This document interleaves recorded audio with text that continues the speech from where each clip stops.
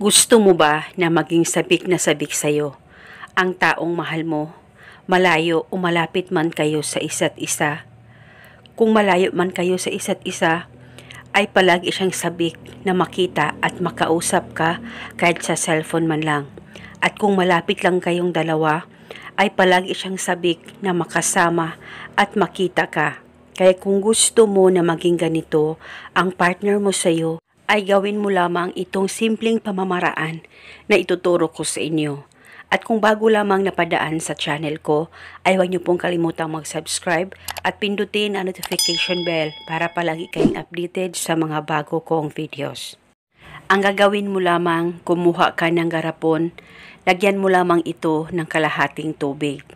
At pagkatapos, lagyan mo rin ito ng 1 kutsarang asukal at haluin mo muna ito. At pagkatapos, kumuha ka rin ng papel at panulat kahit anong kulay ay pwedeng gamitin at isulat mo ito sa papel. Pangalan at apelyido, ikaw ay palaging sabik na makita at makausap ako araw-araw. Isulat mo lamang ito ng 3 beses, pangalan at apelyido at ang hiling. At pagkatapos ay tupiin mo itong papel kahit ilang tupi at paloob dapat ang pagtupi nito. At pagkatapos mo nang matupi ito, ay ilagay o isilid mo ito sa garapon na inihanda mo na may tubig at asukal.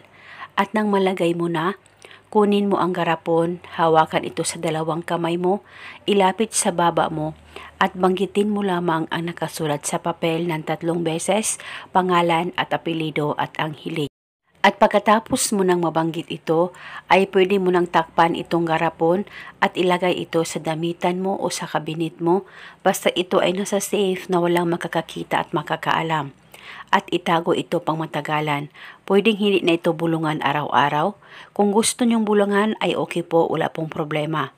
Basta itago ito hanggang kailan mo gusto at paniguradong siya ay palaging sabik na sabik sa'yo. At kung kayo ay may katanungan, mag-comment lang po kayo sa baba. Maraming salamat po sa panonood. Huwag niyo pong kalimutang i-like o i-share ang video na ito.